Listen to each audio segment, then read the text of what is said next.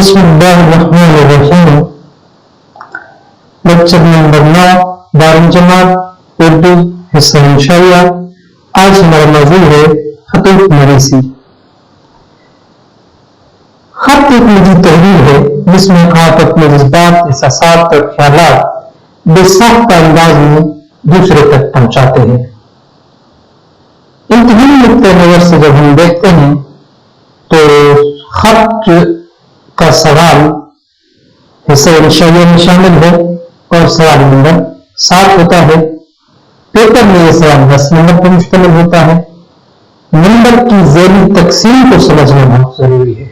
अगर आप इसमें बेहतर मार्क्स हासिल करना चाहते हैं तो हमें नंबर की ज़ेली तकसीम को समझना होगा।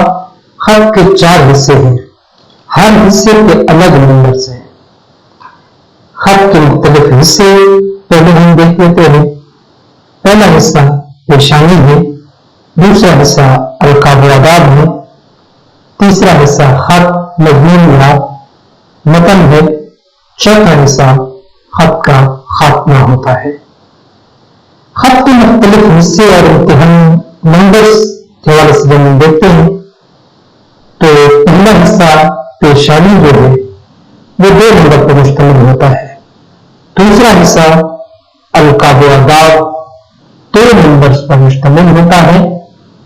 तीसरा हिस्सा खत का मज़मून व मतन है जो कि 5 नंबर पर मुश्तमिल होता है। चौथा हिस्सा खत का खात्मा होता है जो 1 नंबर पर मुश्तमिल होता है। इस तरीके से ये 10 नंबर का सवाल अटेम्प्ट होता है और हम अगर इन 4 हिस्सों को बेहतर तरीके से बगैर गलती के अटेम्प्ट करते हैं तो हम इसमें से 10 नंबर हासिल कर सकते हैं। पेशानी खत का इब्तिदाई हिस्सा है जिसमें 2 चीजें शामिल हैं, एक मकाम है और दूसरा तारीख। अलकाब आदाब जो है दूसरा हिस्सा पेशानी से कदर नीचे सफे के दरमियान में जिसके नाम खत लिखा जाता है उसके भी मुनासिब मकाम लिखकर आदाब लिखे जाते हैं। इसमें 2 चीजें शामिल होती हैं, एक तो अलकाब है और दूसरा आदाब है। तीसरा हिस्सा खत का मज़मून या मतन है। इसके 3 हिस्से हैं, पहला हिस्सा आगाज है, दूसरा हिस्सा मुद्दा या इबारत है, तीसरा हिस्सा इसका खात्मा होता है। चौथा हिस्सा जो है खत का वो इख्तिताम है। इसमें दया कलमात जो कि लफ्ज़ मज़मून या मतन के आखिर पे लिखे जाते हैं और उसके बाद मसला, उसके बाद मकतूब अलैह के मकाम के मुताबिक अल्फाज लिखे जाते हैं और सबसे आखिर पे नाम की जगह पर चूंकि इम्तिहान में हम इम्तिहानी नुक्ता निगाह से ये देख रहे हैं तो नाम की जगह पे अलिफ चीन लिखा जाता है। और कोशिश भी यही होनी चाहिए कि इम्तिहान में पेपर के अंदर किसी जगह पर नाम या नंबर या कोई भी इस तरह की बात नहीं लिखनी चाहिए जिससे पेपर कैंसिल हो सकता है। पहला हिस्सा पेशानी जो कि इब्तिदाई हिस्सा है जिसमें 2 चीजें हैं, एक मकाम यानी इम्तिहान में हम चूंकि पेपर में लिख रहे होते हैं खत तो वहां पे हम इम्तिहानी मरकज लिखते हैं मकाम की जगह पे, तो इसका 1 नंबर होता है।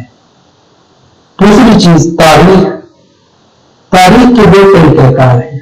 एक तो है कि अंग्रेजी हिंद से लिखे जाए और महीने का नाम लिखा जाए और दूसरा तरीका यह है कि उर्दू के हिंद से लिखे जाए, महीने का नाम उर्दू में लिखा जाए और साल भी उर्दू के हिंसों में लिखा जाए।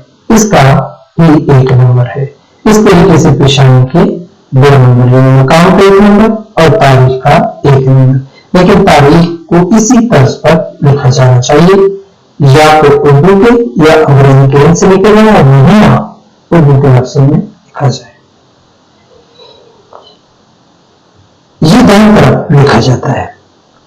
पेशानी का तर्ज क्या होता है, इम्तिहानी मरकज और उसके नीचे तारीख। दूसरा हिस्सा जो है उनका वो आदाब का है और उसमें जिस शख्सियत को हम खत लिख रहे हैं उसके मुताबिक अरकान का इंतखाब किया जाता है, मुहतरम, मुहतरम, करम, करम। उसके बाद आदाब भी है, अस्सलाम वालेकुम। ये लिस्ता है जिसमें तलबा की अक्सरियत इसमें मदद करती है और इसमें कभी वाव डाल देते हैं, कभी लफ्ज गलत लिखते हैं, तो इस जगह पे 1 नंबर उनका कट जाता है। ये वो गलतियां जो कि नहीं होनी चाहिए।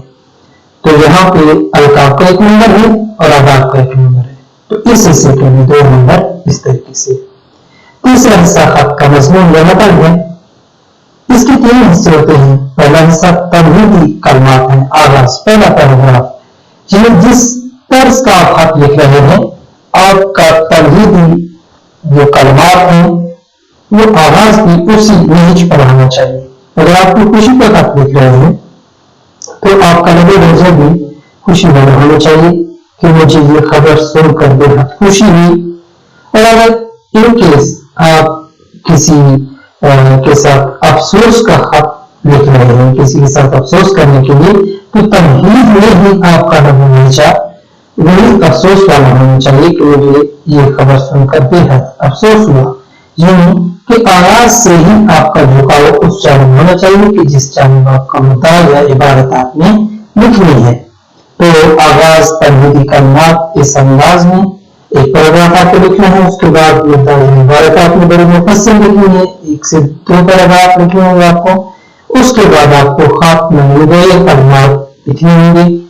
इस तरीके से ये हिस्सा जो है ये 5 नंबर का नफ्स मजमून का हिस्सा है, इसमें आपको 3 या 4 पैराग्राफ लिखने होंगे। उसके बाद चौथा हिस्सा, ये हिस्सा जो है इख्तितामी हिस्सा है, अस्सलाम, और उसके बाद मकतूब इलाही के मकाम मर्तबा के मुताबिक अल्फाज। उसके बाद नाम की जगह पे अलिफ पे जीम लिखते हैं।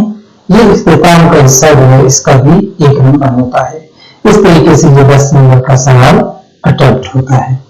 एक हम खाता देख लेते हैं कि खत लिखा कैसे जाना चाहिए इम्तिहान में, इसकी एक मशक हम कर लेते हैं। इम्तिहान मरकज मकाम की जगह पे, उसके बाद तारीख, उसके बाद अरकाब, उसके बाद आदाब, उसके बाद नफ्स मजमून है, यानी ऊपर हमने देख लिया कि 4 नंबर का हिस्सा अटेम्प्ट हो गया। उसके बाद नफ्स मजमून है जो कि 5 नंबर का हिस्सा है, और उसके बाद यहाँ पे इख्तिताम है अस्सलाम के बाद, और ये 1 नंबर का हिस्सा है। इस तरीके से हमने 10 नंबर का सवाल अटेम्प्ट किया। इस लेक्चर में हमने खत नवीसी के बारे में पढ़ा। अगले लेक्चर में मौजू को देखेंगे। शुक्रिया।